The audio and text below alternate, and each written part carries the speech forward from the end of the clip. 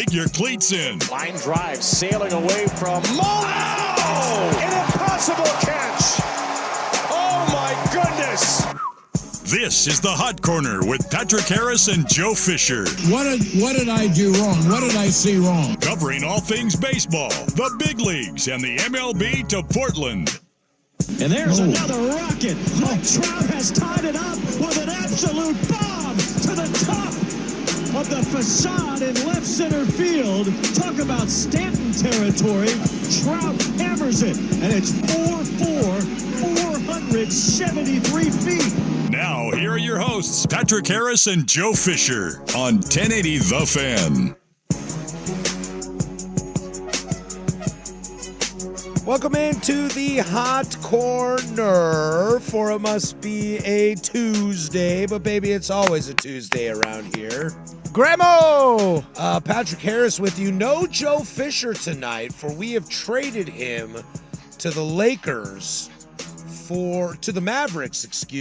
for a first-round pick and Luka Doncic. So welcome, Luka Doncic, to the show today. Grandmo! Apparently, it doesn't take much to get Luka Doncic, and I jumped at an opportunity to set this franchise up for the next 15 years.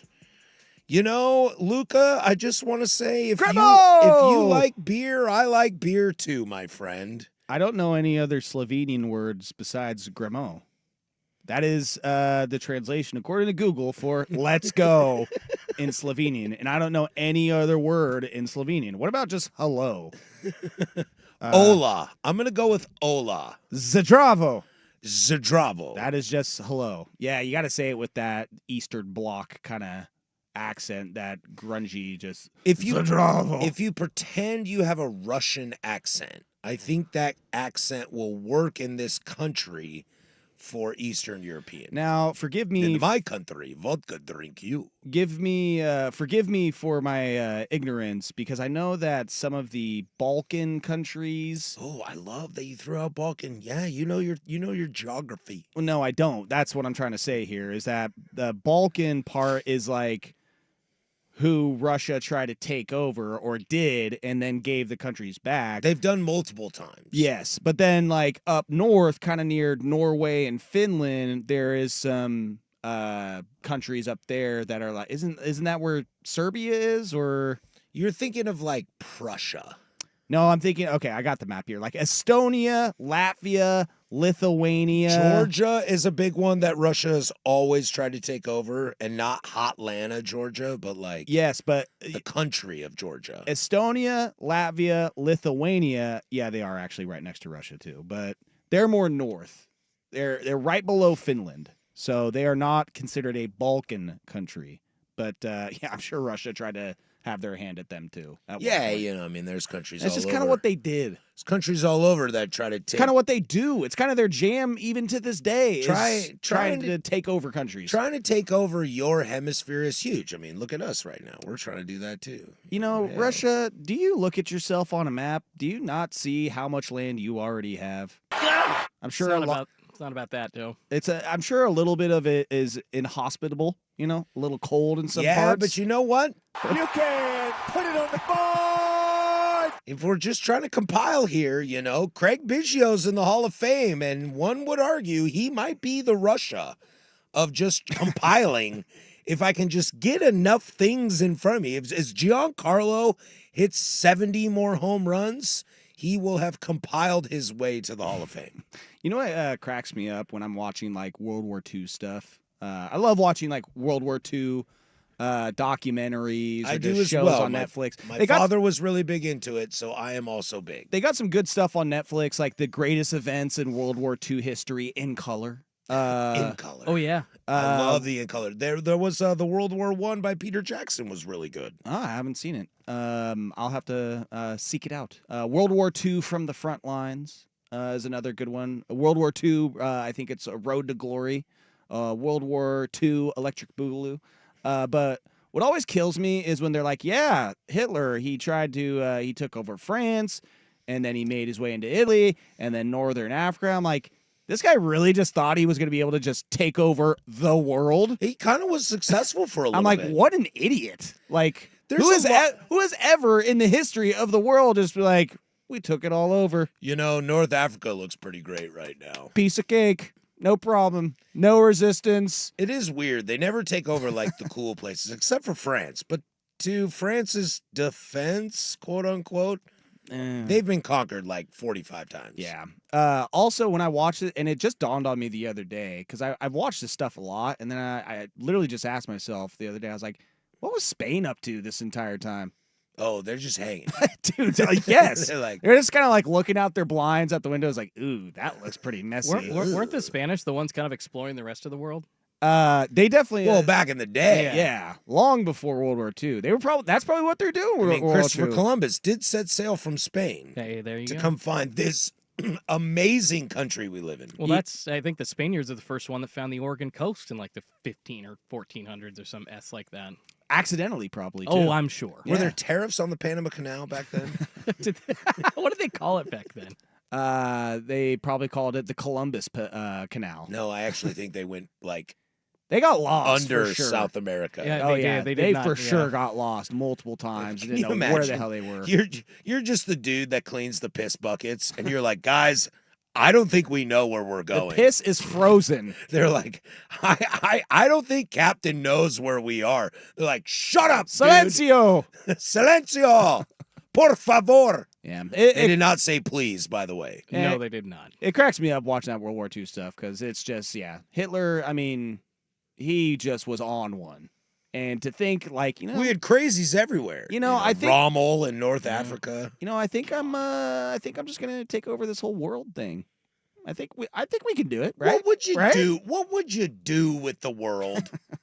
Like, let's be real. That's where I don't think it's thought out. I think people are like, let's take over the world. What would you do with it? That's why it's always in movies because it's unrealistic. Yeah, do you need, I'm gonna take over the world. I took over the world, and I'd like to go to Kyoto to see the flowers bloom there. And when I'm done, I'd like to take in some surf on Ventura Beach. Let's go to Germany, Polynesia. Germany, 'Cause we took that over Polynesia. now. After that, Catch some waves. Yeah, everything ends up like Trump. It has like Hitler's name on it or German, like whatever. Yeah. Yeah, I hear Bali is great this time of year. German Bali. That'd be beautiful. Probably not. Let's just be thankful that Like, are the Bahamas as cool as they are if you own the world? Well, yeah. I mean, No, those there's are, there's 1,000 other places that have the same views. Bahamas are still nice though. yeah, those are well, islands. yeah, but I think it's going to be like bombed out and depleted. I think you can still get a solid coconut, They need, all those I like don't really, think they have coconuts in Bahamas. Oh, they got to have all coconuts those really in crappy Bahamas. rollers need fun tropical places to go visit Yeah. too. They need vacation spots. It's funny. I have vacation spots. How many do you have? Let me tell you. I have 75 vacation spots that no one's ever seen. It's like, well, actually, people live there. They see them every day, sir. Beautiful. No one's seen vacation spots like mine. Also, what's funny is people are like, yeah, U.S. they won the World War II. It's like, man, those Russians though put in some work. Put in some work. Lady snipers. Hey, I mean, the Russians are a big reason why World War II is World War II. Yeah, but again, I mean- they were our allies. They were our allies because at the end of the day, USA, USA. But they did get Berlin first. They did. They got Berlin The first. Blitzkrieg, the whole it's cold AF out here and you ain't going to be able to survive. Yeah.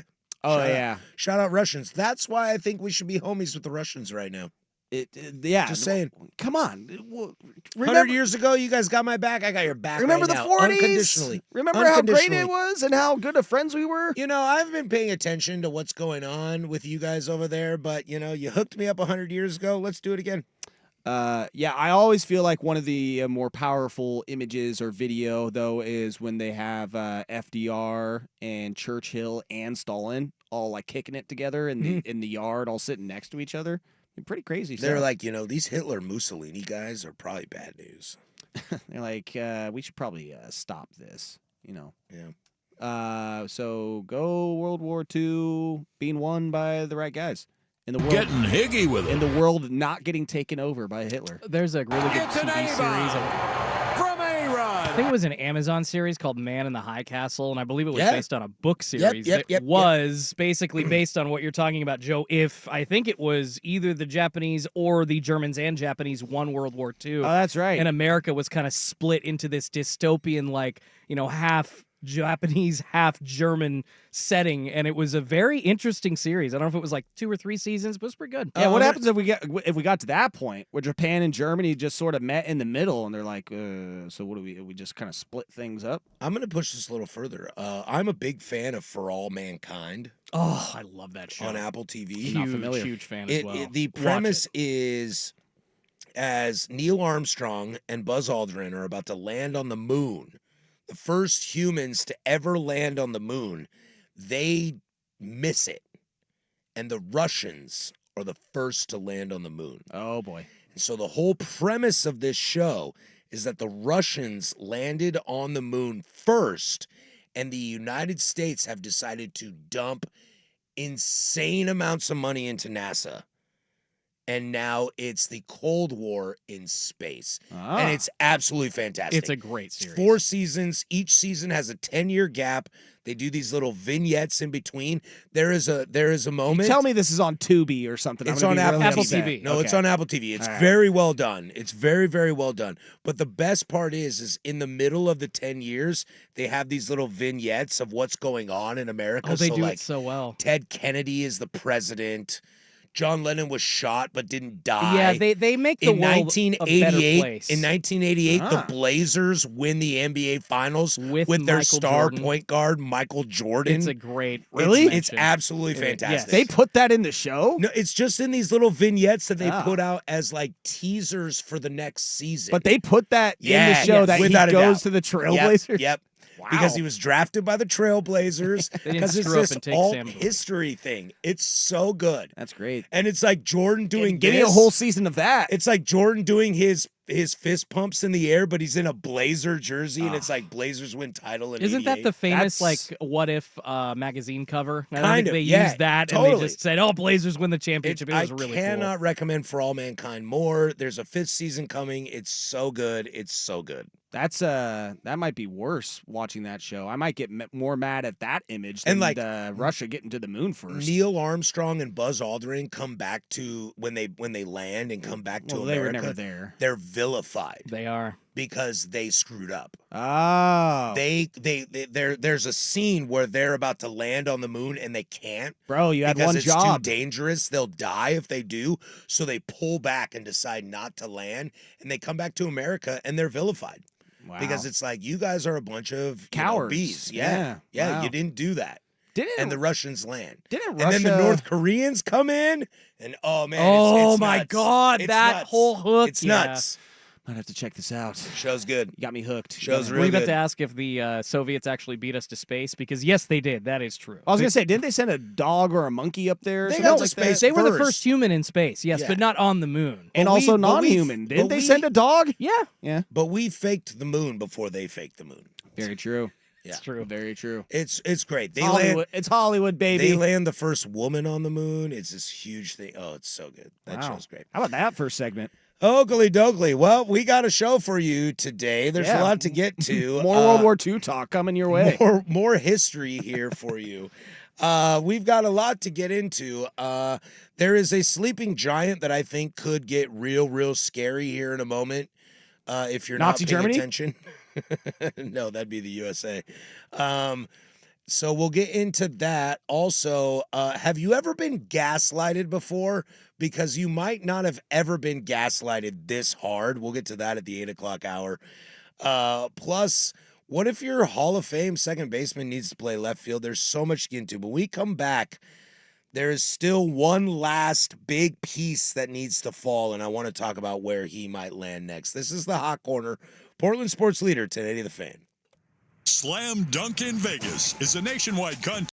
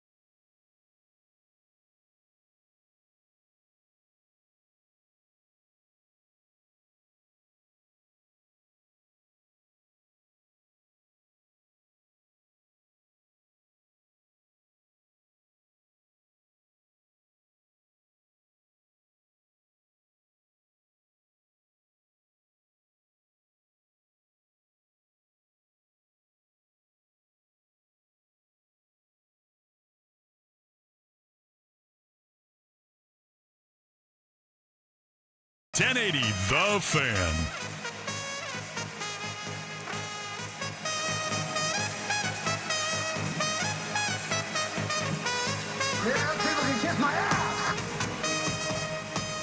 Nah, we ain't taking that.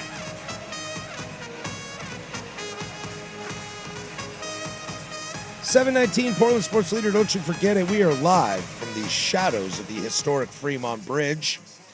503-864-6326. That's a Vancouver Ford text line. They treat you right before, during, and after the sale. Visit VancouverFord.com. Proud owner of a Broncos Sport in the parking lot right now. Please don't rob me. Those Broncos not as spendy as I thought. I know. I was the sports. My the big ones. I'm not. I ain't got big souk money. Yeah, the big. I don't got the big big ones are a souk little money. ridiculous. I think it was the sports that I saw, but because I was having a little car trouble last week, and so then I was, let's see how much. Starting car... to think, starting to turn the wheels. And then I as saw, one would say. and then I saw car prices, and I was like, okay, no. Yeah. But yeah, I saw the Bronco pop up a couple times, like high 30s. It's not bad. I Like went 38, over 39 for know, a base model. I was like, that. I checked in with my boy Monty over at Vancouver Ford, and he helped me out. Who's this? And I love my car. I absolutely love my car. It's a good looking car. I'm gonna drive it for 200,000 miles minimum. Just get Sold the truck. get the your other day. proper oil. You did I did. the Ranger. Sold the Ranger the other day Ugh. to my stepdad. They don't make them like they used to, man. I sold it to my stepdad. I'm assuming this is like a mid 2000s, Oh, 2010s so it's still in the nice little family? Ranger. Yeah, I sold it for $1. I got the dollar in here. You sold it for I $1? sold it for $1. Good for you. Why'd you sell it? Tax write-off, Because baby. I don't use it. He's gonna fix it up, and Oh. I told him I have first rights when he wants to sell it. I'll buy it for $2. So I'm gonna buy it back from him after he does all the work that I can't do on it. Well, I'm glad it's at least still in the family. Yeah, it's fantastic. Shout out to Boss Man. Why? Came into my pub today.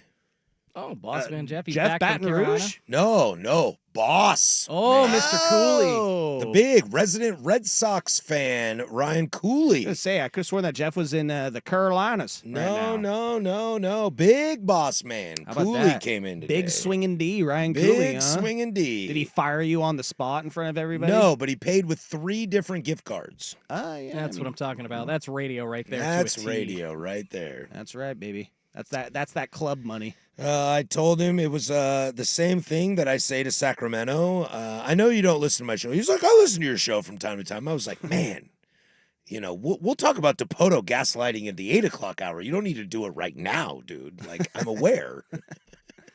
Well, God bless Ryan Cooley's soul, because Kim Martinez, I don't know if she ever knew the names of either of the shows I worked on. Big Chicken was in yesterday. Luke Anderson. Oh, voice of Big Chicken, Big's Chicken. He was Big in with some new sales rep. God rest her soul. Oh, I think it's one of the sales associates. Yeah. Yeah, one of our maybe one of with our- a P. Like she gonna hate her time here. Is that what you're Paulina. saying? Paulina. Yes, Shout out Paulina. yes. I gave them grief that nobody sells this show, and they were all kind of like, whoa. I mean, Then I said to Paulina, I said, my co-host is Joe Fisher, and he doesn't even sell this show. And she laughed and laughed and laughed. it's true. So, Joe, I learned that you're a bag. So Hey, thanks, dude. Hey, it's true. Again, Appreciate I told you, if I were to make a power rankings of everything that I can sell, this is in the bottom 5 of that power ranking. The bottom 5, I would like to be It's a throw-in. 4th of the 5th. Oh yeah, I mean, Sports Sunday is below for sure. I wasn't saying anything about Sports Sunday. I listened to you on Sunday. It is. I did listen to you on Sunday. Oh, thank you. Yeah. Hey, we got some news on Saturday night. I was thanking God. Yeah, I That's know. Crazy. It's like I was stressing Saturday night. I'm Yeah. like, what You're the like, hell "Oh my am I going to God. talking about? It's the week off before the Super Bowl. We're Like, host. thank God. Thank you, Luca and Nico Harrison. Thank you so much. We'll start the baseball conversation off, guys. There's one last domino that needs to fall, and this feels like an old school kind of Yankee thing. Maybe the Mets are the new like dysfunctional Yankees of the 2010s, etc. That is anybody else actually in the race for Pete Alonso? Doesn't feel like it. Right? It doesn't feel like anybody, like Jordan, I know you have mentioned weeks and months ago that the Mariners should take a run at Pete Alonso. And I agree with you. I actually think Pete would be a great fit in that lineup. You would. Well, we'll get into the 8 o'clock Yeah, hour. we'll why push they that won't- one back. Why they, especially at the why end, they but- won't be doing But that. there were teams that we talked about that made sense for Pete to go to. But this entire time, he is not signed because he doesn't like what the Mets are offering him.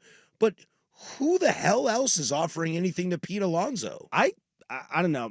Maybe I just haven't done enough. I don't do a lot of research, but I haven't heard. I haven't seen like, hey, that by the way. hey, this team is looking. This team is interested. It just seems Right, like we're always looking to evolve. We could sign a couple big guys here. seems like every update I get is Cohen bitching about how terrible the negotiations are going, and that's And the Pete only thing I Alonso see. saying, "I don't want to go to the Mets."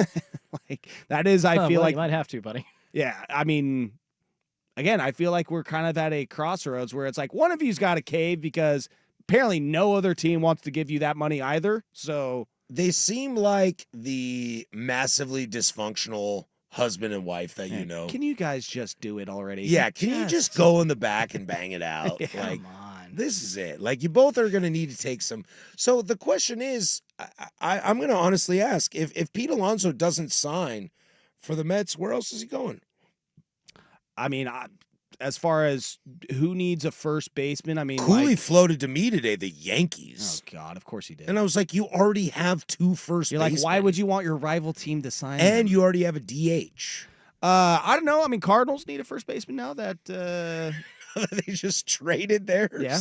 I mean, that was Well, what I guess he left as a free agent. My bad. Yeah, that's true. That's right. But again, I think they're trying to offload contracts, not give more money away at this point. And hence why Nolan Arenado, who's also in the news, he might be on his way to another team here. Yeah, I'm just trying to think of teams that like need a first baseman. Angels, they're on the list. Yeah, I mean the You could Angels throw are him in always there. buyers. I mean, they're all- Randomly. I saw a prediction of WAR for all the teams in baseball of this year compared to last year, like how many more games they might win this year. And the Angels were like 12 more wins this year, but every team in the AL West was still ahead of them. So somebody was like, sick, we're going to win more games and finish last. yeah. Wouldn't be surprised. But you're right. I could see the Angels. But the Angels, if there's anything we've seen the Angels have done this offseason, they've made moves, trades, signings, etc. But they're not doing the Josh Hamiltons of the day. They're not doing the big contracts for what's that guy's name? CJ Wilson? Oh yeah, like Jared Weaver, C.J. Wilson back in the Yeah, day, yeah, $100 like- plus million arm. Yeah, Sean they, like- Figgins. Sean No, the Figgins. Mariners. Shut up. The Mariners are the ones that gave him the money, buddy. But they aren't doing the big contract like they did back in the day. Well, and again, they gave that to Anthony Rendon also. So I mean, They did after giving that to Pujols. Did you guys? I did see the other day that Anthony Rendon had some bad fish tacos and he's on the 60-day deal. Yeah, I bet he is. burnt his tongue on hot chocolate. I saw that one too.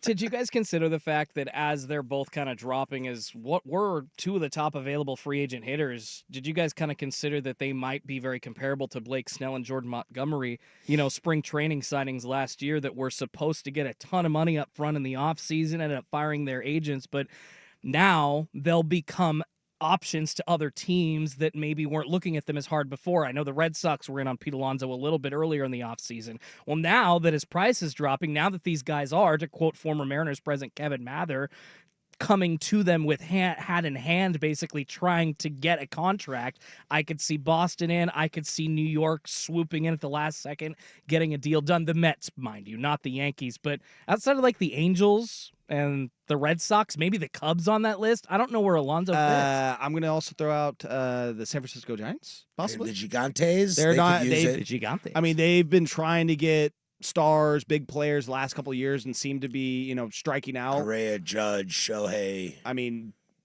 They got money to spend. and they don't have a first baseman, Yeah. to my knowledge of that. So I think it's great that Jordan brought up the Jordan Montgomery, Blake Snell thing. I think it's different with hitters, though. I think the pitchers, I could be totally wrong, but I think it's a little different with hitters. But I'm with you. I do wonder, like, if it's February 4th. I mean, pitchers and catchers report in 2 weeks. Yeah.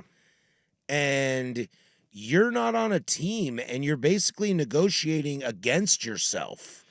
So I have next team odds. Because the Blue Jays, the Blue Jays look like a team that would sign Pete Alonso if they move Vladdy. But they're clearly not going to move Vladdy, at least now. But also, I mean, they might move him at the deadline when they realize they suck again. Oh, no, we suck again. But also, I mean, hypothetically, you could just have Vlad stay at first and have Pete Alonso DH. Yeah. He is a prototypical Vladdy DH. can also play some third base, Joe. There you go. Oh, I'm sure he could. There you go. I've seen him. It's not pretty. So these odds are as recent as January 24th. So I can try and find maybe some more updated ones, but next team odds, plus 175, Toronto Blue Jays. And then it's New York Mets after them at plus 250. Interesting. Angels plus 500, Giants plus 600, and then the field plus 400. So, I mean, we're kind of right on the mark as far as, the teams that. But what's the Fields bullpen look like? Is that a team you really want to sign with? The field? Yeah. I mean, they got starters. I really like their outlook. Jack for Flaherty's next off the market, dude. year. Imagine that team name. We're just the field. The field. I was trying to think of Portland baseball team names the other day. The field. No. The Crows. The Crows. No. Oh. Yes. No, the I saw Swifts. I saw 500,000 crows flying through the sky the other day, and it looked very menacing and very scary. And I was like, Swifts. that'd be a good mascot I'm because in- we would then murder teams. I'm in favor so hard of the Green Sox. Let's go classic but new. We've already got the Red Sox. We've got the White Sox. Portland with all of its trees and all of the greenery around here. Yeah, you can make a weed reference if you want. I think the Portland Green Sox would be the best name that you could ever choose. But Jordan? we're not going to do it. Jordan, I'm a big fan of you. That's a dumb idea. It was a terrible take. Why? Why is that a terrible take? Because we don't need more socks. Yeah. We don't need more stupid team names either. I know. Just do the Mavericks. The Washington Nationals is dumb. The Crows would be cool. If it's the Portland You could Mavericks, have- I could dig. No, could because have- nobody likes crows, just like nobody likes spiders. So we're the Guardians now, because spiders are scary. you could have the Portland Gothic people showing up to games dressed as the Crow. I like the Portland strippers, honestly. Actually, that That's actually not a pretty bad good. baseball name. Yeah. You can The make it very Portland cartoony. We'll strip you down of your I was Team. about to swear on air. Anyways, Pete Alonso, huh? I mean, we were pretty spot on as far as teams outside of my Cardinals. Yeah, and I mean he's gonna go to the Mets. They're gonna figure this out, I don't right? know. I mean, Right? They gotta figure this out. I mean, they spent a lot of money. If the on Juan Mets Soto. don't have Pete, I mean, hot take exposed, maybe. I don't think so. The Mets aren't very good. Who's throwing the baseball? They got Schultz and me as the 3 and 4 starter. Yep. Like, I don't feel good about this. Yeah, I don't know, but something's got to happen sooner, or else you're going to end up with a similar situation last year. Is he Boris? Scott Boris. Oh, yeah, Of both of course them are he's Boris. Is Pete Alonso a Boris guy? Of course he Both is. of them. It's the same. That's why I looked at Blake Snell and Montgomery, and I understand that they're pitchers, not hitters, but literally Arizona was not an option for Jordan Montgomery until how long into spring training? Yeah. And all of a sudden, nobody was talking about it in the offseason. So outside of this list, I mean, hell, maybe it won't happen, but the Mariners would creep back into the conversation if he got cheap enough. Maybe a Texas, they could use a first baseman, throw them in the mix. Yeah, so we'll sneak back. We'll keep an eye on this and kind of keep track of Pete Alonso. I mean, he's the last domino to fall, but there is one more domino. Pete's the big one, but there's another one that still could land somewhere. And a GM came out and kind of said something that revealed his hand more than he might have realized did. We'll get to that next. But first, we'll throw it to Schultze with sports. Now, from the Fan Sports Desk, a Sports Center update on 1080 The Fan. First on the Fan, the red hot and rolling Portland Trailblazers back at it tonight, hosting the Indiana Pacers at Moda Center. Getting near the end of the first quarter, just about under 2 minutes to go, and your Blazers leading that one 25-15 so far. Scoot Henderson hitting a 3 and has the lead for points for Portland with 7, and it looks like Anthony Simons also hitting a 3 as well, adding 5 so far. Once again, just about the end of the first quarter, they're leading 25-15 over the Pacers. And one trade going down in the league today as well. The Dallas Mavericks sending guard Quentin Grimes and a second-round pick to the Philadelphia 76ers for forward Caleb Martin. And in college football, Oregon State receivers coach Kefensa Hinson heading to the NFL to take a job with the Tampa Bay Buccaneers as their passing game coordinator. He had been with the Beavers for the last 7 seasons. More sports scores and stories in 30 minutes. I'm Schultze at the 1080 The Fan Sports Desk. Listen live or on demand on the Odyssey app, the Fan's desktop player, or tell your smart speaker to play 1080 The Fan. Jump back to earlier parts of your favorite fan shows on the Odyssey app. The only way to rewind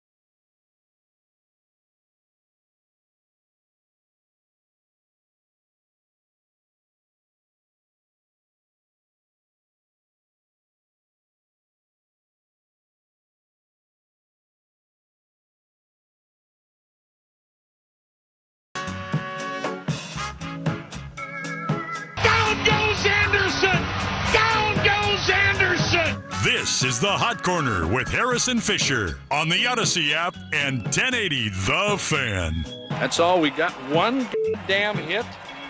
You can't say damn on the air. Don't worry, nobody's listening anyway. Coming up in the 8 o'clock hour, we'll get into the most gaslighting of gaslighting you could ever imagine. And that's coming after 560 win percentage. So we got a loaded second hour, plus fair or foul at the bottom of the hour. But I want to kind of get into the Astros situation. And it's funny, you know, there's a lot of stuff going on when you talk about dynasties. And by no means do I want to call the Astros a dynasty, but they are perennial. They have been perennial for damn near a decade now. Okay. In 2015, they were ahead of schedule. I remember watching them against, I believe, the Royals in the playoffs. And the Royals beat them, but that Astros team was really feisty. And then you fast forward, they win a couple rings, the trash cans, blah, blah, blah, blah, blah. But we're seeing it right now. Super Bowls this weekend. The Chiefs, that dynasty, going for 3 in a row. And they will. We're kind of seeing the Warriors fall apart a little bit as that dynasty is starting to end. The Astros I find extremely fascinating right now, as they seem to be holding on to Jose Altuve. Obviously, Yordan Alvarez is their future as a hitter, but they just dealt Kyle Tucker, who I know people don't love baseball as much as they love basketball, but in my mind, dealing Kyle Tucker is kind of like dealing Luka to me. Like, Kyle Tucker is potentially a top 10 player in the game, and he's a kid. And you can lock him up for a long time and be a centerpiece.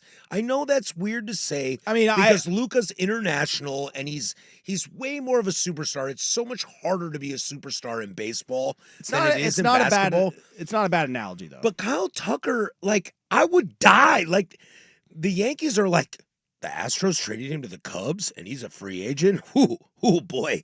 Can't wait to offer him $1 billion next year.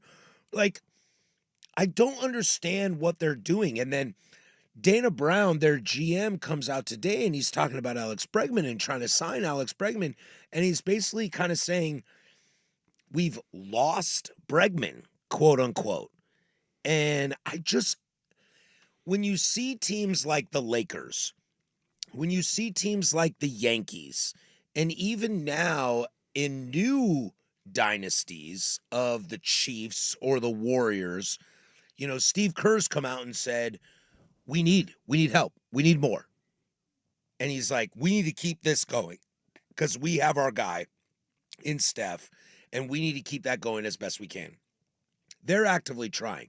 To where the Astros look at it from, we got Framber Valdez, and we got Jose Altuve, and Yordan Alvarez. Like, Jose's going to sell bobbleheads, and Yordan's going to smash home runs, especially in the playoffs. Like, that's great, but they're out on Bregman. I find the Astros just absolutely fascinating that this team is just crumbling, in my opinion, in front of us. It has been a bizarre offseason in that sense because, yeah, I mean, you're going to be losing two of your stalwart players. And you already lost Correa. You already lost Springer. Yeah. Verlander's gone. Cole's gone. Where do you go?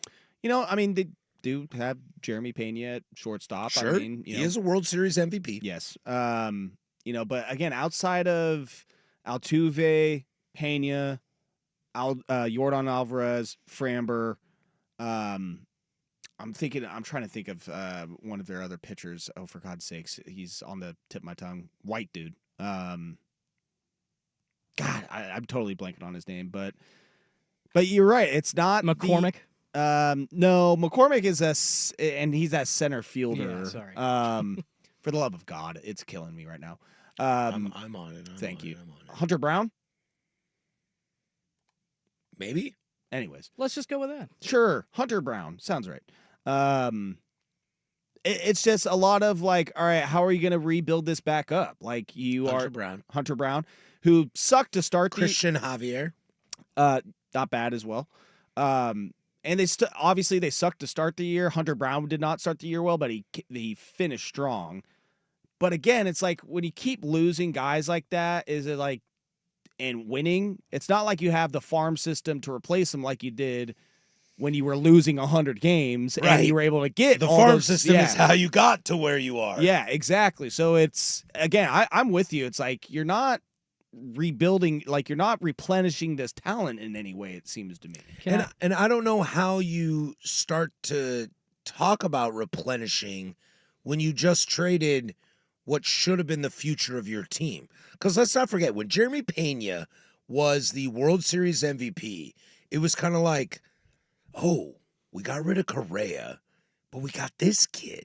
Ooh, all right, plug and play. Probably better than Correa. Don't have to pay for Correa because he took a lot of money, so we got this guy. But we have this right fielder that is a transitional, like, top-level talent, and he plays for the Cubs now. Like, I keep harking back onto it. I know it's stupid to say, so I want to preface with that. But trading Kyle Tucker is like trading Luka Doncic in the sense that he is 24, 25 years old, and outside of a weird foot injury, he is the cornerstone of your team. So how are you supposed to sell to me that the Astros are going to be a team that is competitive when you just traded your best player because you were too afraid to pay him? Now, to be fair, and I'll let you go here in a second, Schultz. Okay. Looking at their fan graphs, starting lineup so far, they're 1 through 9. I mean, Isaac Paredes, jury's still out if he's going to be able to replace what Alex Bregman No. gave you. And yeah, I'm kind of with you there, as that's going to be hard to do. They did get Christian Walker. I love that signing. Christian Walker Wish is the Mariners would have done that. Signing. Christian Walker is Wish they would've spent 34 any years money. old, though. So keep in mind, it's like how many years left of Christian Walker are you going to get there? Again, we mentioned Jeremy Pena. Yanir Diaz had a good year for them as a catcher, but it's not, you're not going to lean on a catcher to be your offensive stalwart. But boy, the bottom of that is trash. Yeah, I mean, McCormick is not bad in center field, but he's not a great hitter. Taylor Trammell, Jake Myers. I mean, we can't forget. Kyle Tucker, Alex Bregman. If you add those guys, that roster looks pretty damn good. You cannot forget, obviously, outside of Framber Valdez, Hunter Brown, we forgot about Ronel Blanco, who threw a no-hitter That's last right. year. Yes, That's he right. did. But also was Got suspended for cheating.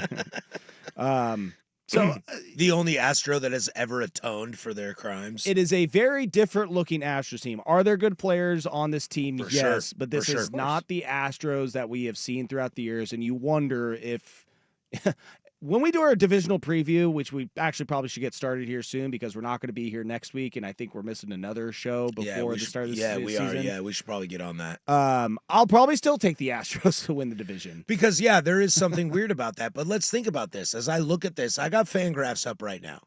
The last time the Astros were in a World Series, they got one player on the roster. I mean, They got one. like from this roster right Yep, now. they got one. And it's an aging Jose Altuve that they're talking about putting in left field. Wait, so you're saying players from their first World Series? No. Their last Their World latest World Series. Series. Well, I mean, Jeremy Pena was on that. Oh, sorry. And McCormick was on that World Series. Yeah, wasn't Alvarez too? Well, hot takes exposed. Yeah. So hear me out. And actually, Put the weed down. you're kind of. But do you know where I'm getting at though? It's like that. It's that just- nucleus is gone. It's yes. It's absolutely gone.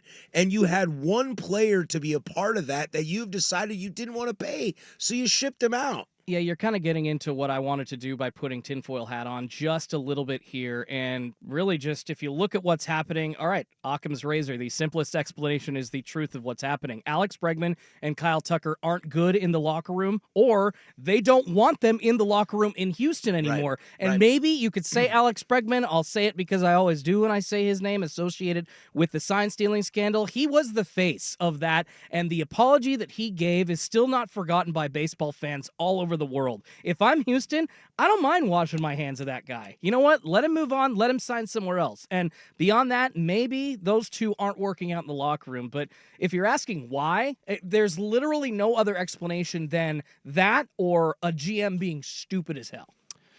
Yeah, it's a head scratcher, but again, like I said, I'll probably end up taking them to win the division, and it's a different looking Astros team. There is still talent there. I don't mind that 1 through 3 starting pitching staff. You wonder if you're gonna. I love Framber. You know I love Valdez. You wonder if you're gonna get Spencer Arrighetti, to have a good season as that fourth starter. Right. Again, it will be an interesting year. That being said, speaking of Bregman, if the Astros are out, where is he going? And I'll tell you, from a personal note, I am absolutely terrified. That's Joe Fisher. I'm Patrick Harris. Schultze behind the glass, 1080 The Fan. We're down to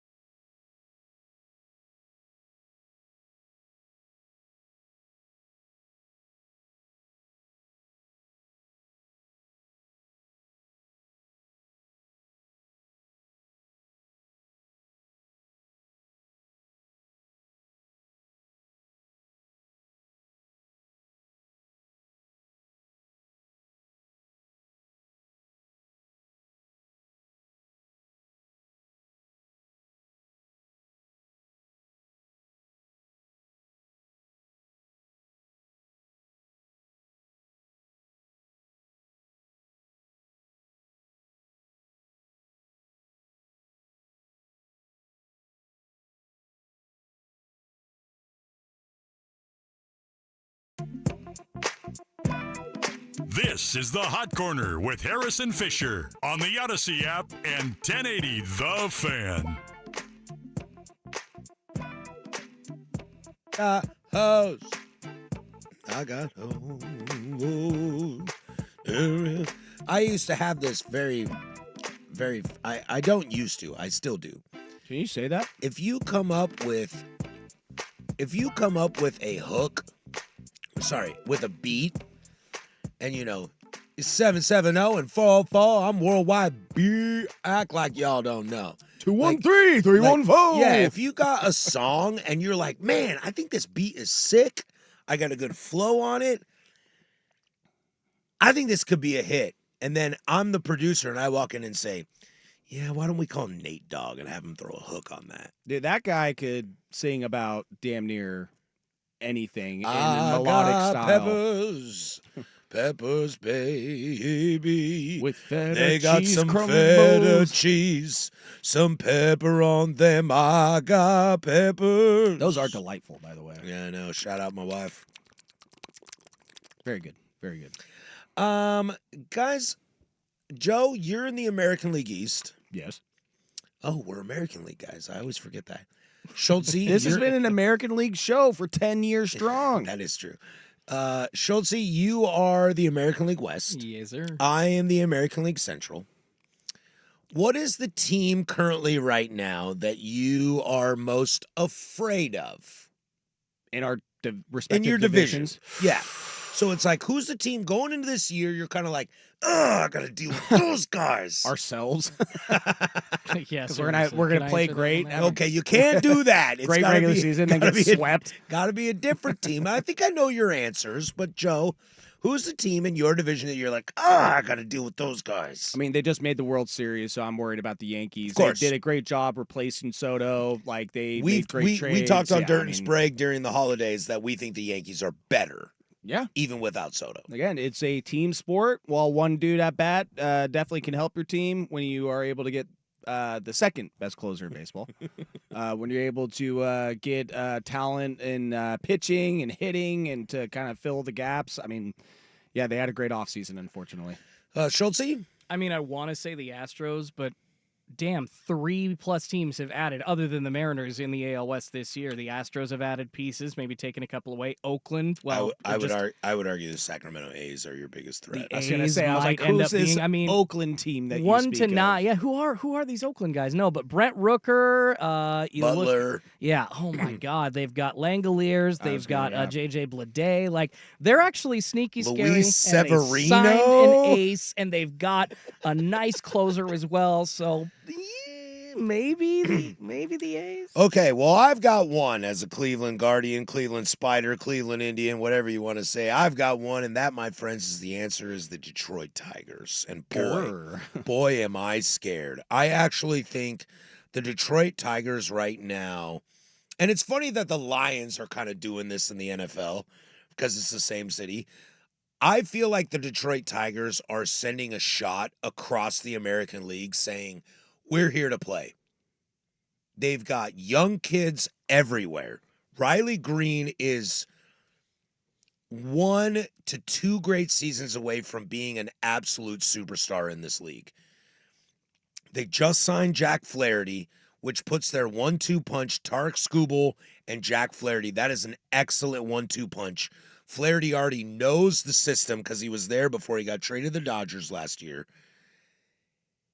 And as we talked about with the Astros, if they're out on Bregman, come on down. The starting third baseman for the Detroit Tigers is probably going to be Alex Bregman. Wow. And I think if Bregman signs there, and I do think he will, I think the Tigers are the second best team in the American League. And that's no shot against your Orioles, Joe. Well, no, Your they're Orioles- first. Your Orioles on paper are the second best team, but they've got issues. They need better starting pitching. They need better starting pitching, and we've seen them be great in the regular season and kind of Then, lose it in the Poop postseason. themselves in postseason To play. where the Tigers are 2 outs away from beating Cleveland, who was 2 outs away from beating the Yankees. The Detroit Tigers, to me, right now, are the scariest, most sleeping giant in the American League.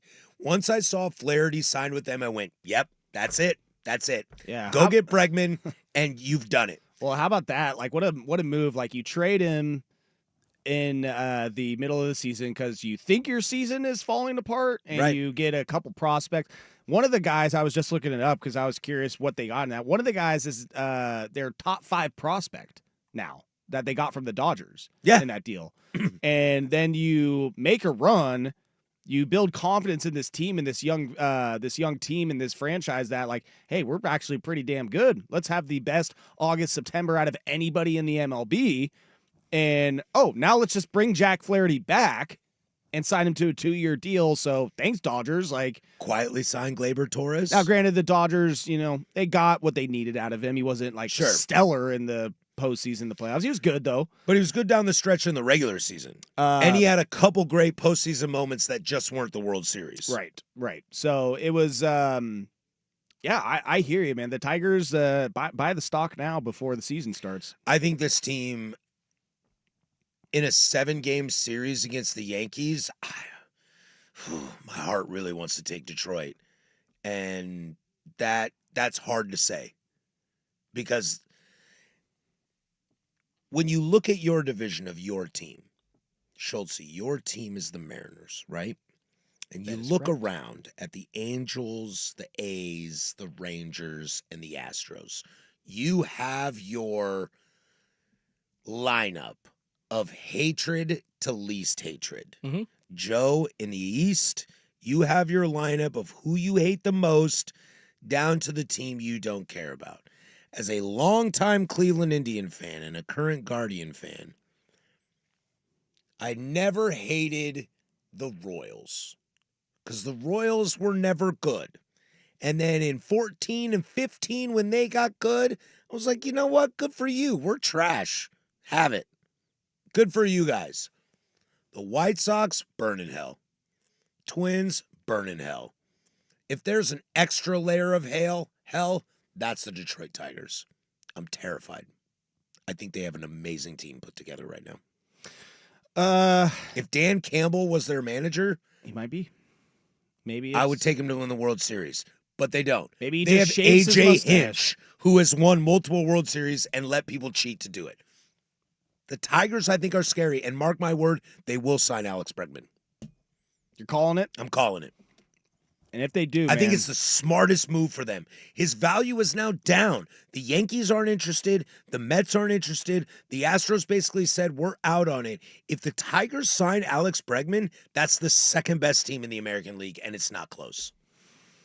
I'm really trying to think. I mean, yeah, it's hard to dispute that. Again, you might be able to kind of flip-flop around Yankees, Orioles, them. I love your Orioles. I hate the starting rotation. I love the bullpen. Guardians. Guardians are going to do Guardians things. That's what we do all the time. And then every once in a while, you get to a World Series. And quite frankly, I can't discount the Astros. One of those, I'll see it when Death I'll by believe it 1,000 when I cuts. see it, and I'll believe it when I see it beyond just the first month and a half of the MLB season, because we all thought they were done for last thought year. they were toast. And then sure enough, here they come. Death by 1,000 cuts. They have the potential to be one of the best teams in the AL this year. I'm going to go up to A for Fan Madness, as I always do.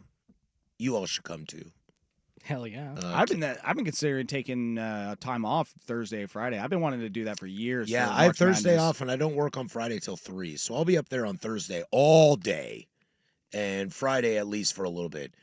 I might go up there and futures bet the Tigers. Like to win the AL?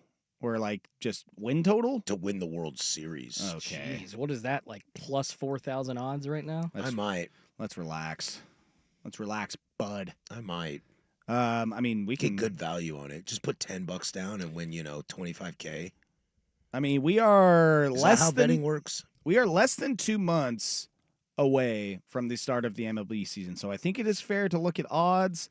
2,900. Okay, I thought that they'd be a little $10 bit worse on odds. 2,900. Did I not just say that? Win 25K. No, it would No, it'd be like $10 wins $290. No, I'd put $100 down to. Oh yeah, then you There get you go. 29. Then that's Yeah, 29K. There you go. Yeah, math. It can be difficult. How about your Mariners, though? Plus 2,600. That's Better than the Tigers? stupidest thing. That is the stupidest thing I ever heard. Second best rotation. Did in Jerry baseball. Dipoto call somebody and get them a nice feature piece on Edgar Martinez and Dan Juice Wilson those or odds up something? a bit. Speaking of Jerry Dipoto, have you ever been lied to in front of your face? Have you ever had sex with somebody else's wife in front of your face? Have you ever just absolutely pooped all over somebody's face and told them, this is okay? You sound like a lawyer. Loaded second hour. Call this number now. Loaded. You should be second hour. compensated. You should be compensated. 10 of the fan. Builders, SmartLine Home Design is here to boost your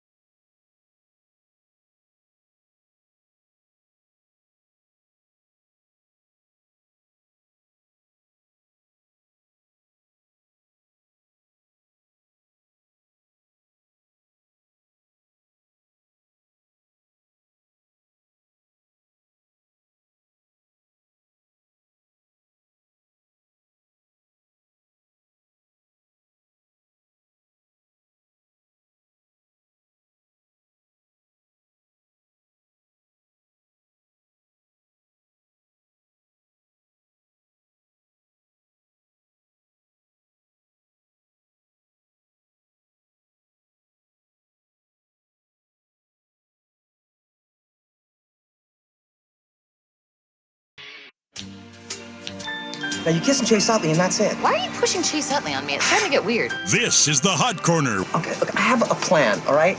And it involves you getting this letter to him when you got out there to kiss him. Now, I have given this to Major League Baseball, his lawyer, his manager, his mom, and he has not gotten back to me, which means he hasn't gotten it yet. So just... Did you write a love letter to Chase Utley? With Patrick Harris and Joe Fisher. In a lot of ways, yes, I do love him, but that is not a love letter in the way that you're thinking of it, okay? There's nothing sexual or... Okay, that sounds good. Pal I'm around. gonna read it. Yeah, read it. Dear Chase, oh, there's stickers. Yeah. My God. On the Odyssey app. Dear Chase, I feel like I can call you Chase because you and me are so much alike. I would love to meet you someday. It would be great to have a catch.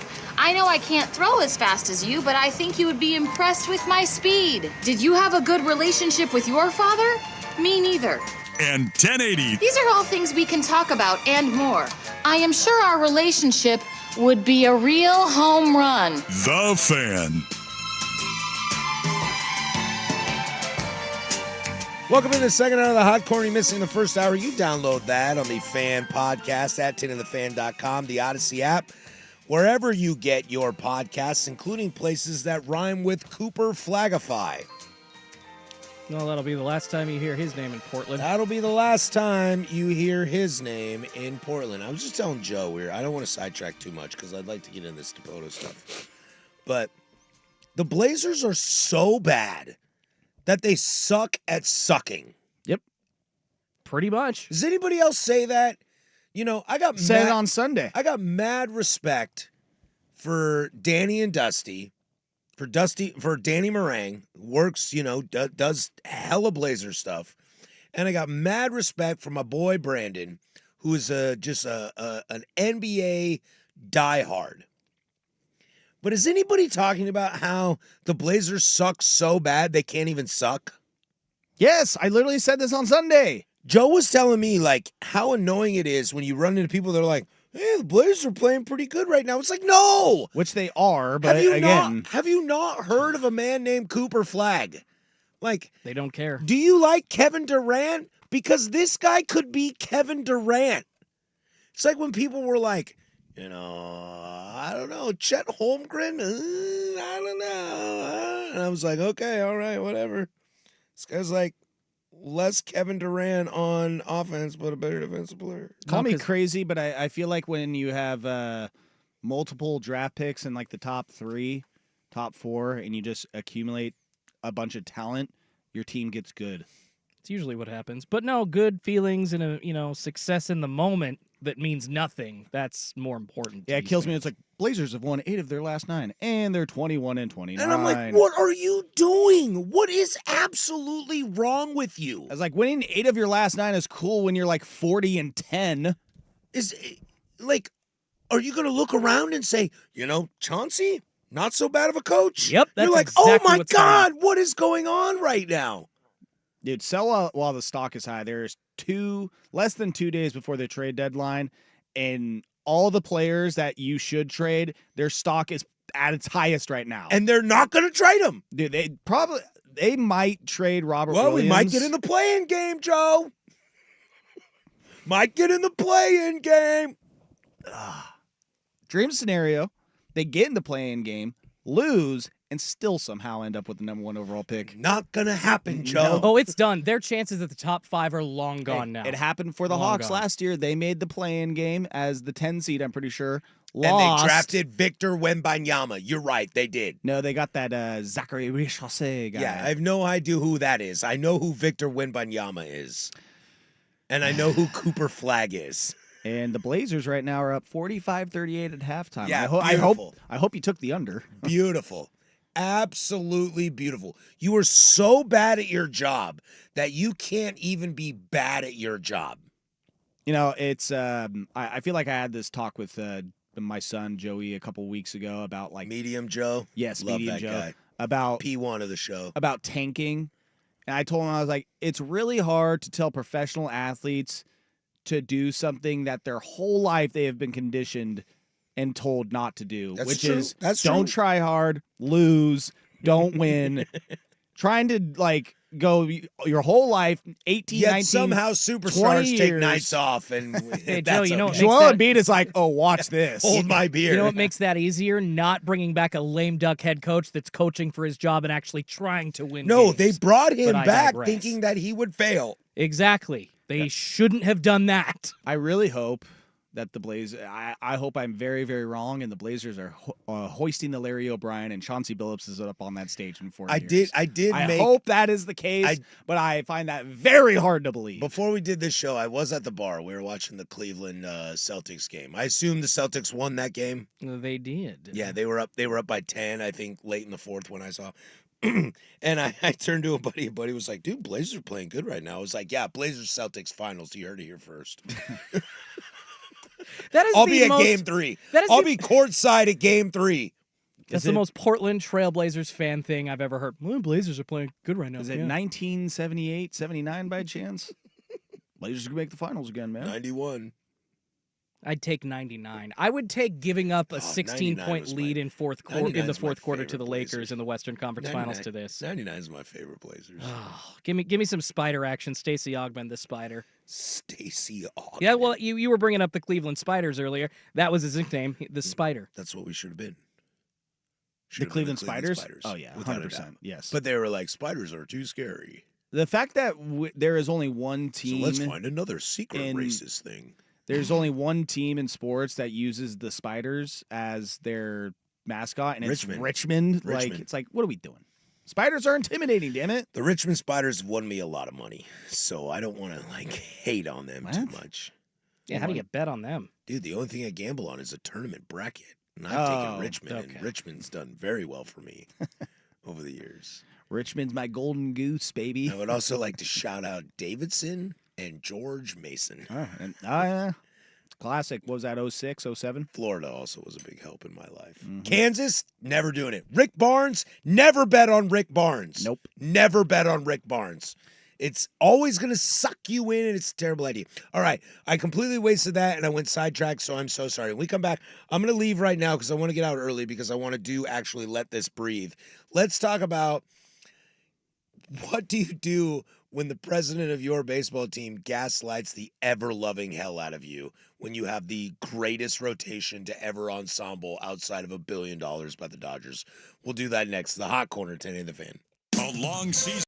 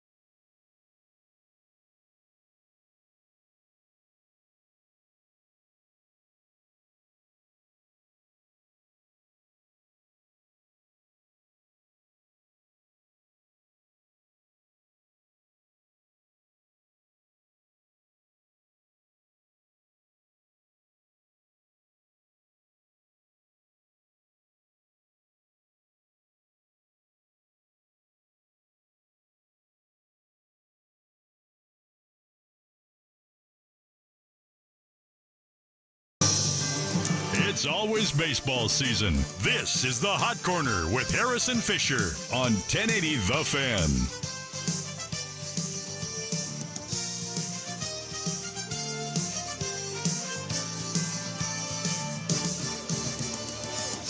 Fair foul coming up here in about 15 minutes. Thanks for putting this in. Schultze's all jiving over there. You got me. It literally gives me goosebumps every time I hear this. You got me into a good mood, and it's about to go away, and I don't like it. It's about to go away, and it's about to go away right now. Well, I'll tell you who's in a good mood. I just saw this picture come across. The Blazers! Go Zers! Yes. Shaden should be on the bench. Trade him. Bust. Just came across my Twitter feed. John Gruden is down in New Orleans doing his thing for Super Bowl weekend. And he got a picture like Sean Payton. Sean Payton showed up, and there's some girls there that's next to Sean Payton and next to John Meyer Gruden. Bring him? Sean Payton must have graduated from the school of Urban Meyer because he's got a handful of cheek. Yeah. In this, like, it is hand placement is. Is he married? He is not. Well, again, she looks pretty young. I mean, maybe she's a little bit older and looks good for age. Maybe that is his wife, and if so, good for Sean Payton. But Pete Carroll there? That is. Yeah, he's single. I mean, that is straight up. Wait, no, he's not. Never mind. Handful of cheek right there by Sean Payton. That could be a hand. Just that's on a cheek right there. I mean, look at that. You know what? I've seen enough pictures now of men that don't like specifically try not to touch any illicit parts on a female, like they'll go knuckles, you know, over the shoulders. So it's like, no, their hand is not out, and that is not there. Have you ever seen The Bodyguard for Leo Messi? No. Like people come up to take a selfie and they put their arm around him and then the guy grabs I have seen that, yeah. It's pretty great. I would take that guy with me. Someone did respond. Can't believe you didn't let Urban Meyer in the picture. I mean, that's the truth, dude. Herb's the life of the party. All right, let's bring down the mood now. All right, here it goes. Quote, I think there's a reality of our offense and then the perception of our offense. We play in a tough ballpark to hit in. Our offense has generally been above average based on advanced metrics, WRC plus, and things like that for a number of years now. The last 3 years, we've actually had a very stable offense, particularly good on the road. I think one of the top 10 in MLB when we're on the road. We're one of the top 10 on the road. Just let me tell you. So that's a Jerry DePoto putting Our his face in his offense! hands last freaking August. But okay, buddy. And at home, we play in a tough run-scoring environment that really benefits our pitching staff. And position players have been asked to find ways, and we've generally done that. Is this Buster Posey We've talking about turned the it Giants? into one of the best home records. We have a good offensive team, and we didn't feel like we needed to do a whole lot, but to find ways to support the group that we had.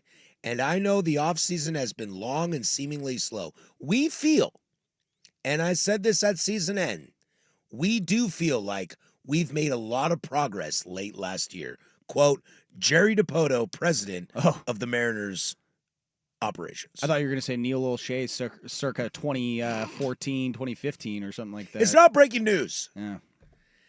Jerry DePoto is sitting here and saying that the progression that the offense made at the end of the year is basically signing offensive talent. Yeah, in 2 months, we're going to hear that Randy Arozarena last season at the mid-season trade deadline was also like an off-season acquisition, right? I understand that like the Stanton thing is brutal and the Root thing is brutal, but has Jerry DePoto completely sold his soul for this job? Because it feels like it's kind of like this Nico Harrison thing. If you believe the rumors of like casinos in Dallas and he's homies with Rob Pelinka because of Nike, if you believe these conspiracy theories, is there a chance that DePoto has decided to sell his soul to Stanton to make sure that he runs this thing for the next 30 years and cashes in 15 to 20 million a year doing it? To his defense. And lives on Mercer Island and doesn't care about anything? To his defense, September was the best month they had for batting average. It was the best month they had for on-base percentage, the best slugging month of the year, which obviously you add those numbers and that creates OPS, which was also the best. And I do think there's a reality. JP was hurt all year.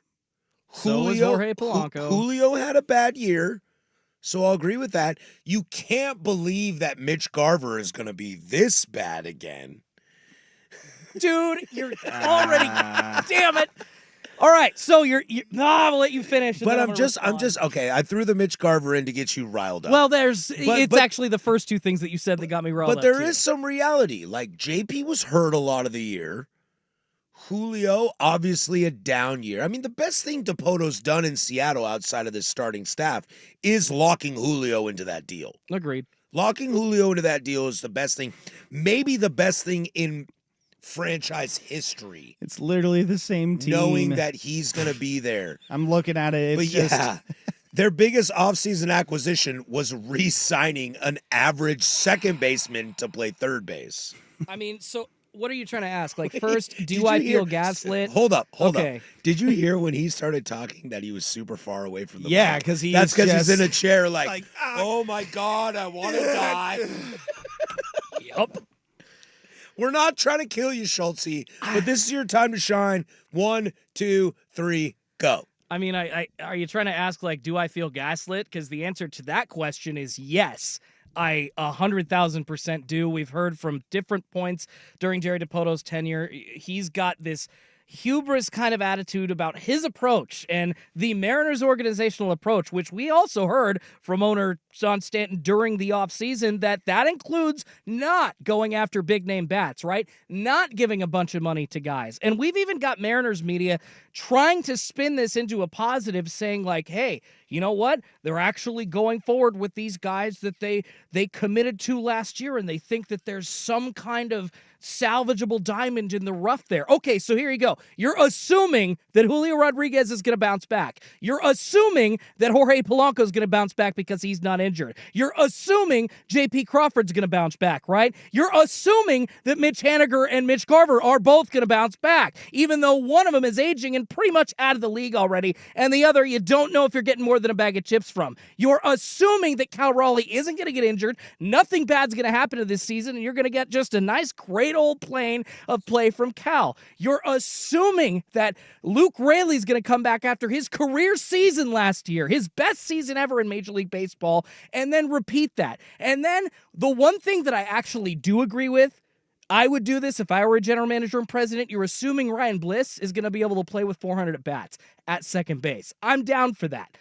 But other than that, you're looking at rebounds and assumptions for an entire lineup, 1 through 9. And it is so annoying. This organization is a joke. They don't care about winning, and they've made it obvious that they care about profits over winning. They're spending less money now than they did in 2017. And I just don't know where this organization is headed. And for Jerry DiPoto to say, hey, you know, this last month of the year, it basically emboldened him to believe that his strategy's working. Guess what? Your strategy wasn't working. And hiring Dan Wilson and Edgar Martinez is not a strategy. You are now about to witness Supplement the talent. You are a horrible home park team. Your pitching staff, their numbers were vaulted up by your home park, okay? And there is no way that they're going to be able to repeat basically holding their head above water, winning 85, 86, 87 games like they have the last 2 seasons. At some point, there are going to be holes in the ship, and I hope Jerry DiPoto experiences that this year, because this last month of the year was the worst thing that could have happened to them, because it emboldened Jerry DiPoto to think his way really is the best. And nope, bro, it's the highway. Get the hell out of town. Yeah, but every time a starting pitcher shows up on the mound, if you smell what the Rock is cooking. Right, but that's what he's saying. He's like, but like every time a starter goes out there, we can win this ball game. It's like, I know, I watched that with Felix, and that's why he's not a first ballot Hall of Famer. I agree with what Schulte was saying about that month of September. And, you know, again, to DiPoto's defense, like, not only those numbers that I say those were the Mariners' best month in hitting and all that. Well, Julio kind of figured it out. JP was healthy. They were like top 5 in every hitting category. I just double checked. I'm like, all right, those were their best numbers. And if you get in the playoffs, you get a Rosarena, Carlos Beltran. So, but yeah, you're completely negating late March through August. Oh yeah, by the way, which is where the bulk of your life lives. The bigger sample size there, bud. Like, just quickly, you think Victor Robles is going to be able to play at an MVP level, basically? Because the last 2 months of the season, he did for 2 months, he was an MVP. So you're expecting that, and then a Rosarena as well. You're expecting kind of a rebound season from him. Our scout team is really good. We're really looking at stuff. We really know what's going on here. It's literally the same team. It's literally It's a team of assumptions, guys. Hope in one hand, spit in the other. Tell me which the hell fills up first, because this team is based on hope and assumptions. Is it weird that when he said spit in the other, I got a little turned on? Oh. Hawk 2. Yeah, get that going. Hawk 2 and spit on that thing. That is Pacific Northwest fandom for you, folks. Selling hope. Ladies and gentlemen, selling hopes and dreams. Ladies and gentlemen, Jordan Schultz. That was fantastic, dude. Thanks, man. That's true thoughts right there. Well, you know, I've been holding out on this for a while. I knew there was going to come a time where I needed to just let you go. I mean, but the recent comments from DiPoto, I read those and I was like, bro. Well, and I said to Patrick, how do you go home at night and you say to your wife, how was the press conference today? And you're like, I just told him this, and your wife looks at you and goes, dude, You're an ass. I know. My wife would say that to me. She goes, really? You told people that? That your offense is better? You haven't done S, babe. I felt like shedding tears when I saw the Jorge Polanco signing. I was just like, is this a joke? Like, no. It's like, this is their off season? Well, a couple commercial breaks ago, I mentioned to Patrick, I was like, Jordan asked a couple weeks ago on Fair or Foul if this was the worst offseason in Mariners history. And at the time, we were like, I don't know, it's getting there. Like, no, it's not the worst. And when I saw those comments from DePoto the other day, I went back to that moment. I'm like, yeah, this is now officially. This might be the worst. This might be the worst. But again, that September looked pretty good. Yep, but they can't play like that for 6 months. Well, it's like, man, we crushed it in that month 4 or 5 months ago. Too bad we couldn't keep playing baseball and that, that kept going. But now we literally have a whole off season. I know. And where the worst we are part, not playing baseball and we have to somehow remember, oh, yeah, let's do what we did in September and now do it again for 6 months straight. And the worst part is he can't even claim that he has the best rotation in baseball anymore because the Dodgers spent $1 billion on theirs. No, and I'm serious. The numbers, But before the Dodgers did that, it's the best rotation in baseball. Hands down. There's a couple stats, though, that came out, and it really was the overall numbers for the Mariners starting rotation was amplified by the T-Mobile Park stats or whatever the hell you want to call it. Oh, it's a pitcher's ballpark. It's helpful, for sure. And you've got guys coming in, and their stats as a whole go down, too. So it's not just, it's kind of making me wonder if the Mariners starting rotation is as good as we think they are. Yeah, they've still got around an This is how we've broken Schultz. Yeah, because Schultz is now questioning if George Kirby, Logan Gilbert, and Luis Castillo are good starters. Because I'm forced to sit them rolling out watch a team that rolls out like a starting lineup with no designated hitter. We're in trouble. God. He's so worried about the team. He thinks his aces. He's got 3 aces on the team and 2 guys that could be aces. He's worried they're not very good. Well, dude, I mean, if Schultz, if there's anything I can drill into your Dutch brother's head, is that Logan Gilbert and George Kirby are studs. Okay. Are absolute studs, okay? Wouldn't it be hilarious? All right? And Miller that's and Wu could be studs. All that's right? fair. Pull it back, buddy. Would it be hilarious I got you. if this season the Mariners starting pitching had the worst starting pitching season ever? Oh, my God. But their offense was just insane. Like Gilbert has Tommy John. Just complete flip-flop. Like, Gilbert has Tommy John. Kirby's got a 4.7 ERA. Wu has been dealt to the Marlins. I would die if it was like, wow, the Mariners have the Rosa number one Reina's got offense. 320 batting average. Julio's got 70 home runs. They literally have the number one offense, and their pitching is ranked 30th. They lose in the first round because Luis Castillo gives up 7 home runs in the first inning. Not even make the playoffs again because they did essentially what they did last year. Just they got to make the playoffs because that bolsters it up. I'd take that season as a Mariners fan. It's sad, but I would, brother. That would be like somewhat of a good poll question. Like, as a Mariner fan, would you be okay with having the number one offense next year if it meant your pitching was number 30th in the league? And Schultz basically said yes. Let's go, baby. Sign me up. Just to have the satisfaction of having the number one offense, I think a lot of Mariner fans would take that. Not only the you know what? Yeah. Not only the satisfaction, Joe, the Mariners proved that even with one of the best starting rotations in baseball, that alone cannot get you to the playoffs. And Jerry DePoto is turning around and saying, well, this same old 1 through 26, they're getting us to the playoffs. DePoto for the Hall of Fame. For a Hall of Fame gaslighter. Genius. Absolute genius. What's the Bat Awards? Right, oh, yeah, the Razzies. He should be nominated for a Razzie. He was right. The offense got better, and we were so wrong. They went from 28th to 1. Ahead of the Dodgers. Wow. So they must have won the pennant, right? Mookie Betts won the NL MVP. He batted .450 and had 75 home runs and 200 stolen bases, but Mariners still had the number one offense. Dude, sign me up for that. That would be the funniest thing. I would just put Jordan in a box and make him only watch Mariner games and then just videotape it Truman Show style. What was that one Japanese show where they just filmed the guy, his entire, the real life show where they were filming that guy? Oh, I have no idea. It sounds fascinating. Yeah, it was a real thing. It was a real Truman Show? It was like a real Truman Show, where it's this Japanese dude, and they were just filming him in his house, and he had no idea that millions of people across Japan were watching him. Amazing. That could be Schultze. That could be the next Schultze show right there. I'll pitch it. I'll pitch it when I become a Hall of Fame voter. It's like you just tease me that they will win the World Series at least once at one point someday. All right, we got to get out of this. When we come back, we'll do fair or foul, everybody's favorite. But first, we'll throw it somehow to that guy, Schultze, to do sports. Now, from the Fan Sports Desk, a Sports Center update on 1080 The Fan.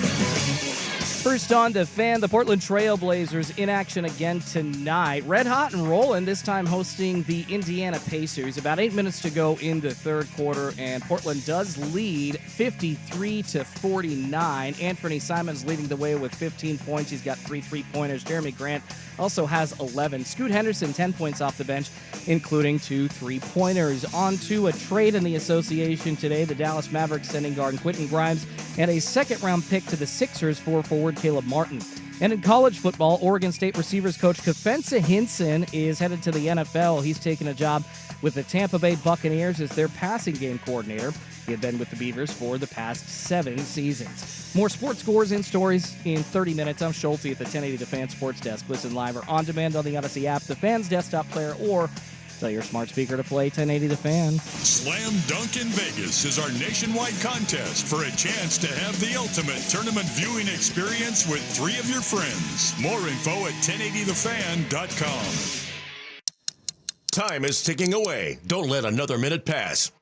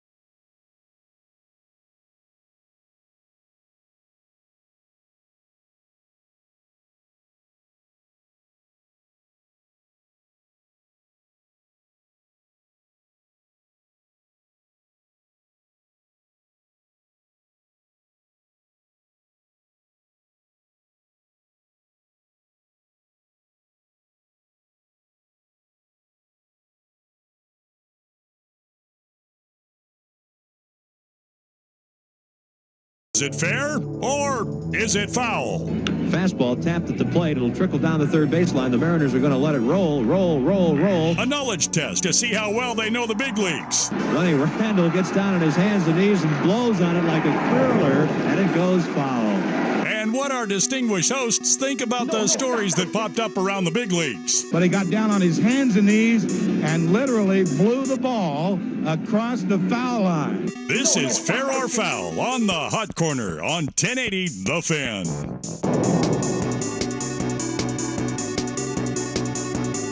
All right, this is everybody's favorite Fair or Foul. We do it at the bottom of the 8 o'clock hour every single Tuesday. We got him fired up, so we'll see how he does here. But we'll pass this over to our fantastic producer, our passionate producer, everybody at this station's favorite, Jordan Schultz. I appreciate you guys. See if I can breathe here. Despite the Mariners sucking, there are some other issues going around MLB, maybe causing some fans to think that the league is sucking a little bit as well. We'll start, guys, with the overall spending. Of course, we've seen conversations this offseason with the Dodgers, with the Mets spending enormous amounts of money, more specifically the Dodgers in the last 2 years, and then the Blue Jays, for instance, being in on every single one of those big-name free agents. Blue Jays love being in on free agents without signing them. I know, and even if they would have signed like half those guys, just imagine the $1.5 billion that they would have had to commit now, and the Dodgers also committing their $1 billion plus. It's just getting insane with the numbers, and then you compare it to the small market teams or the ones like the Mariners that don't want to spend money, and parity is starting to disappear, at least in some people's opinions. So guys, fair or foul, I'm not going to set a timeline on it, I'm just going to ask, fair or foul, MLB will end up with a salary cap at some point. I don't see it. as much as, I've talked about this in the past, and I've had these conversations of late with some friends, off air and such like that. It makes the most sense for Major League Baseball to have a salary cap. I do. But there's a reason that outside of the Longshoremen Union in America, Major League Baseball Players Association is the strongest union in all of America. And that's because they got this. They got this in the 70s, and they're never, ever going to let it go. They're never going to let it go. And I think something that people have to remember when it comes to baseball, it's a little different than the NBA. It's closer to the NBA than the NFL, but people look at it like the NFL. The NFL has 17 games, okay? That's half of those are home games. Major League Baseball, you have 81 home games. So ticket sales, merchandise, concessions, all that stuff, that's a lot of what keeps baseball afloat. Not to mention that baseball is the number one hat of all sports. That's the number one. I'm wearing one right now. That's the number one thing. So baseball has so many little things going for it that help prop up the no salary cap. But at the end of the day, the reality is that the players have that. And the second Major League Baseball the second the owners try to take that away from them is the second they walk away. Welcome to 94. Every time there's negotiations, that's the biggest stick. And players are never going to give it up. It's baseball's fault. They let them have it, and they have to live with it. Sorry to tell you, Schultzy, but last week, Will Ortner asked us this very same question. My bad. And you should be ashamed. I am. You should be ashamed. Clearly not listening. You should commit. I know you were puking and pooping. Yes, but I was. You should have been hyper into what Will Ortner asked You should us. commit seppuku right on air right now. I thought I said something about this recently. I apologize. My bad, seppuku? guys. No, about the salary cap. I said I was talking to a friend. No, it was Will Ortner. He's not my friend. On this show. He's not my friend. But That's yeah, too tall. it's He's too tall for me. Should there be? No, there should be a salary floor. But I mean, I'd fight for a salary floor in a heartbeat. I think players would agree with it. But Patrick is right. It's never, ever, ever going to happen. No, they lost it. It's like guaranteed contracts in the NBA. It's Pandora's box, man. Yeah. It's open. It's never going to get closed. NBA has guaranteed contracts. They're never going to get rid of it. They gave it into the players. That's why the NFL will never. The Deshaun Watson deal, NFL owners were essing their pants. They're like, nope, we can't do this. And if Deshaun Watson didn't reveal himself as a bag and a two-time Achilles blowout, like, that could be a huge problem. Well, they got 2-3 years of his sample size and be like, that's why we're not doing That's that. why we don't do it. And players are like, damn it, Deshaun, why do you suck? On and off the field. Yeah, if it's Patrick Mahomes who signs that guaranteed deal, it's over. Then that opens the door for players to get guaranteed contracts. It's never going to happen in the NFL because they have that and they'll never let it go. The NBA gave it and that let it go, and no salary cap in baseball, that let it go. Yeah, and especially with what some of these dudes, even outside of Soto, some of the contracts that have been signed, it's just like, how do you tell players going forward, like, oh, yeah, well, no, you can't have that money. Like, well, he just got paid like $750 million. He just got a $500 million, $400 million contract over this. Like, why? Like, yeah, well, there's this whole salary cap thing now. So sorry, you can only get paid, this much per year. I'll never forget. It's like 15 years ago. Mike Dunleavy Jr. signed a contract extension with the Pacers and made like $14 million a year. And people were like, excuse me? Mike Dunleavy Jr. is making that much money? And it was over for the NBA. That's when it was over. Not that Mike Dunleavy was a bad player or a great player. No, he was a good three-point shooter. Kid came out of Duke. His dad was clearly a basketball head. But once people realized that a guy like that could get that money, it was over. Yeah, the NBA is still a mess, though, because then you had guys like Rodney Hood still only being able to sign for $5 million a year. It's just not proportionate to how it should be. Money's tough. Yeah, especially in the NBA. All right, guys, fair foul number 2. Two major big names remaining on the free agent market, Pete Alonso and Alex Bregman. We were talking about them a little bit in the first hour. Go podcast it wherever you get your podcasts here on the Hot Corner. So, guys, Pete Alonso, fair or foul, will sign a contract before Alex Bregman, simply because of the demand in free agency. So, you guys, you think fair or foul, Pete Alonso will sign a contract before Alex Bregman, as we are 2 weeks away from spring training. Who? Pete Alonso or Alex Bregman first? I feel like the Alonso thing is closer because it's literally just like one team trying to sign him right now. I feel, that's a good question, because I also feel like that could just drag out and just keep dragging out. And that's why I'll jump in and I'll say it's Alex Bregman. Yeah. I think Bregman signs before because, like Joe, you talked yourself into it. It's that Pete Alonso's gonna be a Met. But it's just going to drag out. It feels like they're going to drag it out until they can figure it out to where the team that wants Alex Bregman the most just said we're out on Alex Bregman. And the Yankees aren't in. The Blue Jays aren't in. Who else is in? Unless someone swoops in. The Mariners clearly aren't in. They just got their third baseman of the future. And by the way, switching somebody from second to third because of his defensive abilities is the most bullshit thing I've ever heard. We just got him to calm down, Patrick. Usually, you move from third to second. Apparently, the hot corner is going to be easier for Polanco, but I digress. Not if you're A-Rod. Yeah, I think Bregman signs first, and I think he signs with the Tigers. All right. Yeah, I'm going to have to agree that because there's more teams probably going after Bregman and they want him in camp beforehand, and yeah, this Mets thing is probably going to drag out. All of a sudden, Vladdy gets traded to the Yankees, and now it's Pete Alonso. Yeah. All right, guys, let's move on to a little bit of betting news in Major League Baseball.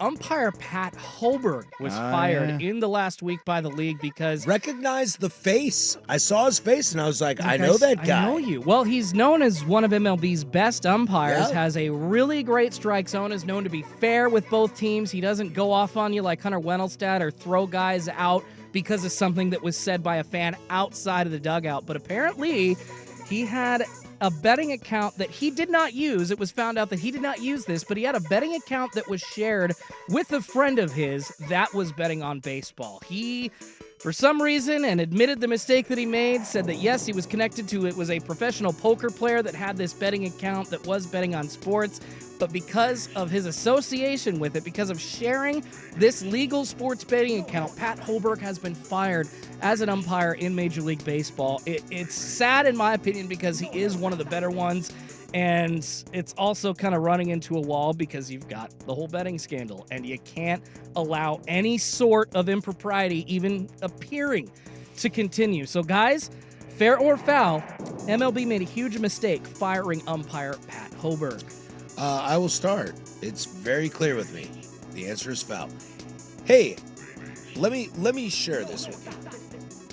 I have a DraftKings account, and I don't use it. But my buddy Joe over here has access to my account. Now, why on earth would my buddy Joe over here have access to my account that I don't use? You're just a good guy that wants me to use your money to place bets. Did you? And I will end up getting those winnings. Accidentally, unfairly get banned? From that? So you needed me to sign up for one for you? Whatever the reason, it's all up in the. It's good. All right, it's all up to snuff. Oh, okay. Here. All right. Well, We're I fine. trust you. I'm gonna go back to my job that is very anti-gambling, but since they unjustly banned your account, you can use mine that I never use. I'll never get caught for that. Come on. What are we doing here? Unjustly? Oh, yeah, I never use that account. It's just linked to my buddy, who's a professional poker player. Professional poker player? That guy's got 60 accounts somewhere. Adios. Yeah, I'm with Patrick on here. I mean, You just can't. You just can't. Yeah, It's I mean- in every locker room. And it was, also betting on the sport. Like, maybe if he was not betting on the sport, then you'd be like, oh. But, yeah, it stinks. When there's smoke, there's fire. It is not a good look. And your wife, okay, maybe. But a friend? Not even Even that. your mom or your dad It's or your brother. anybody. It's just, why is somebody using your account? Yeah. Nope. And if they didn't let him go, there would have been no player, manager, team that would have trusted any game he would have been calling. And even if you look at his buddy, and his buddy never bet on baseball, and it was just basketball and NFL and horse races. Was that the case? I don't know. No, he did bet on the buddy did bet on baseball. Yeah, games, okay, I was but gonna there say, I was like, yeah. So it's like even if you are not baseball, why is your friend using your account? Why do you have an account for your friend? Either he's betting for you, or your friend is such a degenerate gambler that you should not be enabling them. Yeah. Yeah, sorry, man. You're gone. I guess it's time to punch him out. Yeah. Hey. Baseball more than Rip any the sport. phone book on this guy. Baseball more than any sport. There's a reason we don't see as much DraftKings and FanDuel in baseball as we do everywhere else. I watch English soccer. It's a sensitive and it's subject, like Sky man. Bet. It's like Sky Bet on this game. Oh, it's that guy though, he's out. He gambled on this sport. It's But baseball does it the least because baseball doesn't want gambling in their sport. Again, it's too easy to fix. It's a sensitive subject for them too. Too easy to fix. Yep. It's also very hypocritical for them to be like, well, yeah, we know one of our best players ever. We banned him The for Hit life because of gambling, but use promo code Pete Rose and we'll give you $100 off. $100 off your first gamble. Yeah, exactly. Get your money back. By the way, Hoberg will be able to reapply for employment in the league in 2026. Oh, he's out. He's out. They'll never let him. They'll back never in. let him Pat back in. Hoberg? No. They'll never let him in. All right, guys, final fair or foul. Wrap it up with this. You heard my diatribe on the Seattle Mariners. Yes, I believe Jerry Dipoto gaslit the hell out of fans and personally lied even in that statement that he made. Potentially gaslit himself. No kidding, because they were in on Carlos Santana, and you didn't hear from them basically getting pantsed, outbidding the Cleveland Guardians, yet still losing out because they are an ass organization. Low came home. So, guys, Low fair came or foul, the Mariners will fire Jerry Dipoto after the season. Fair or foul? Foul. Keeping him. Yeah, foul. No way. He built the best rotation in baseball that money can't buy. Blink twice if you need help, Jerry. Yeah, and he's like staring at you. No, he built the best starting pitching rotation in baseball that money can't buy. He landed a controllable, affordable Randy Arozarena and signed Julio Rodriguez to an extremely team-friendly deal. He gave him Ronald Acuna for 5 more years. Like, Julio is going to be a Mariner when he's 35 years old. Dipoto has done really great things in Seattle. He truly has. I know that's tough. I know that's really hard to hear. But the bullpen over the last few years has been really good. This starting rotation is the best rotation I have seen in at least a decade, if not since the Braves in the 90s. I'm not counting the money that's going down in LA. This rotation is absolutely phenomenal. You've got a superstar center fielder. You've got a catcher who's a perennial all-star. Dipoto's done great things. He's hamstrung by an ownership that he enables. That's why he's going to keep his job. And probably for another 10 years. Yeah, I have to agree with Patrick. It's definitely It's business. Yeah, the owners had to sign off on Nico Harrison selling Luka Doncic for nothing. Yes, after they laughed at him. They then said, okay. Yep, they said, yeah, dude, this makes sense. I don't want to pay that guy $300 million. Yeah, again, for the reasons that Patrick just said, I agree. It's the Mariners just seem content doing the same thing, running it back year after year and making minor improvements, trading for randos that make the team a little bit better or just do nothing at all. And it's just a weird relationship. Better. And I feel like the leash that they let Dipoto have, going out making remarks like this seemingly every offseason. Again, if anything, maybe they put it on Dan Wilson after this year. That is true. That's first year true. Managerial, lumps, having to coach a full year. Give him some more time. Like they just seemingly always have an excuse. I don't know if you meant to, Joe, but you just said 2 years in a row, Dipoto has come out and had big statements about the organization that land terribly, locally, fan base, and national media.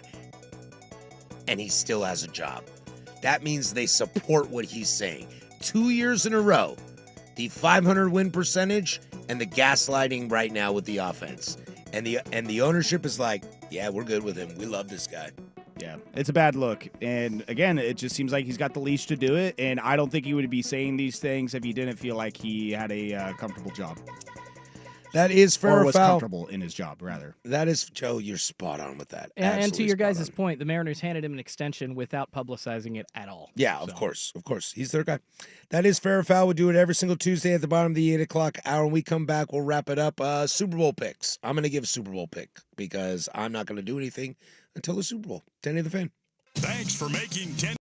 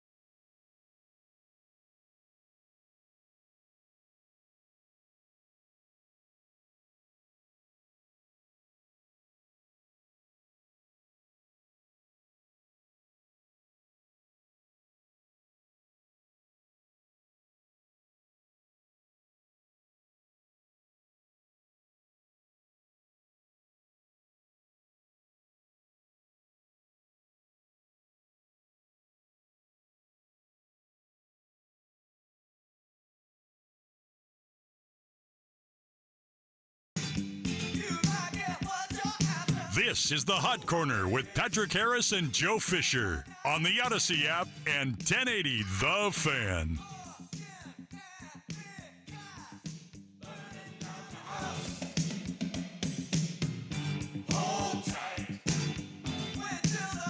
All right, we are off next week. Not that any of you are listening right now, but we are off next week. So give us a couple break, and then probably we start diving into previews as pitchers and catchers are going to start reporting soon. Yeah, because if I pull up the old calendar here, it'd be 1, 2, 3, 4, I believe just 5 more 5 shows weeks. until opening day. That's crazy. Yep.